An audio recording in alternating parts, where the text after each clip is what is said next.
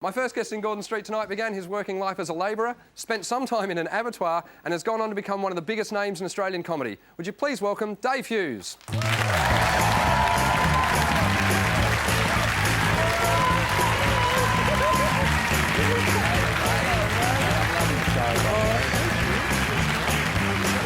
I sit? Oh, yeah, the first seat there. There you go. Hughsey, welcome. Thanks for having me. You've brought along an embarrassing fashion photo from your childhood as well tonight, I understand. Not many photos of me as a child, and after you see this one, you might realise why. It's more about the haircut. Let's have a look. Yeah, it was really Justin Bieberish. I'm the one on the right. You can see that my mother spent a lot of time... Hang on, which one are you? You're the one on the right? I'm on the right. That's my brother, Mick, on the left, who's 2 years older than me, but my head actually is a bit bigger than me. That's amazing. It looks like your mum kind of had one of you and then thought, I might, like, replicate him for parts. My mum likes to drink, and I think she used to cut her hair. That went after...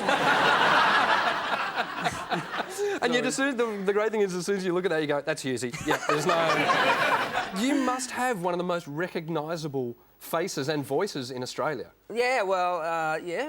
A lot of people actually come up to... A lot of bloke come and say, I get told I look like you, and I go, really? Well, there's that thing. I mean, you and I have been out, you know, played at the Australian Open, we've played tennis together, and, like, it's the weirdest thing to walk out in public with Hughesy, because people just kind of look at us and go, Hughesy! How you going? And they look at me and go, hey! It can be quite awkward. True story, last week I was walking along with the dog, walking my dog, and there's a guy just weeing in the street, and I was quite affronted by it. I thought, this is, like, right near my house, and I was really upset until he said, sorry about this, Hughesy. I honestly had no idea what to say. I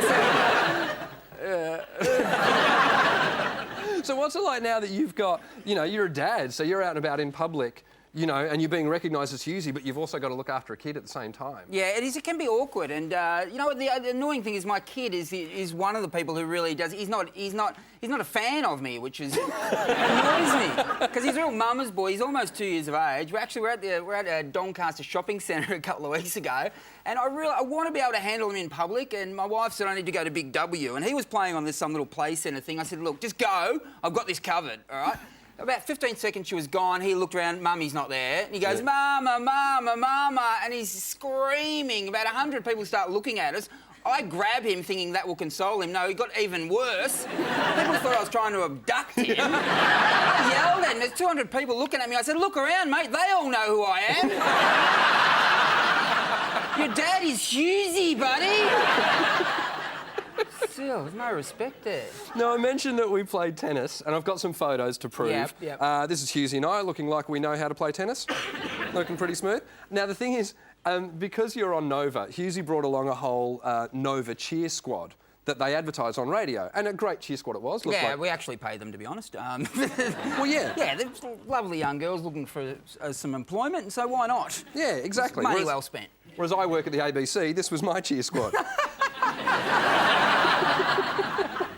Well, what's amazing is when I say to people, oh, you know, what were you doing last week? Oh, I was playing tennis. Oh, who do you play with? Hughesy. They go, really? Can he play tennis? And I'm here to tell you, I've not taken a set off Dave Hughes. And you never will, Adam. But we do it. They're very close matches. They've all been very close. What about the one we played in the 40-degree day? That was amazing. Yes. Can we tell this story? Yeah, go on. It was 40 degrees. We're playing, it was a couple of years ago, a couple of summers ago, we're playing 40-degree day. Just started, we're going hard at it. We weren't holding back at all. And you said, I've got to stop. Yes. And I said, why? And I said, because I think I just broke my artificial foot. And I said, well, I brought 2 rackets. Where's your spare? Now, what's amazing about you is there's a whole different side of Hughesy that people don't know. Like, they don't know that you play tennis, that you're actually quite fit. People don't know that you were Dux of your high school. It was the worst year in the history of the school, that is true. I'm not even being self-deprecating, that's a true story. The other thing people don't know about you is that you don't drink. No, I haven't had a drink since 1992. Right, but you were quite the drinker up until then. I was quite the drinker, yes. I used to love to drink, and I had many incidences which I thought maybe it's not right for me. One was I got arrested about 40 foot up a Norfolk pine eating barbecue shapes. So I got up there with a mate and I couldn't remember getting up there, so the police were underneath and I was saying, come down. And I don't even know how I got up here. So what, did you stop drinking before you started doing comedy? Absolutely, yes. I would not have had the balls to start comedy. I can't believe this crowd here. Like, the first time I went on national TV, I was absolutely shitting myself. You've got, what, 200 people here. At any moment during this show, could be thrust into the limelight of national television. I know, and the weird thing is they all want it too. I remember your first... freaks! Was IMT your first? No, actually it was my second one, right. IMT. I had a good spot on Hey Hey It's Saturday. I thought that would be it. I thought I'd go on Hey It's Saturday.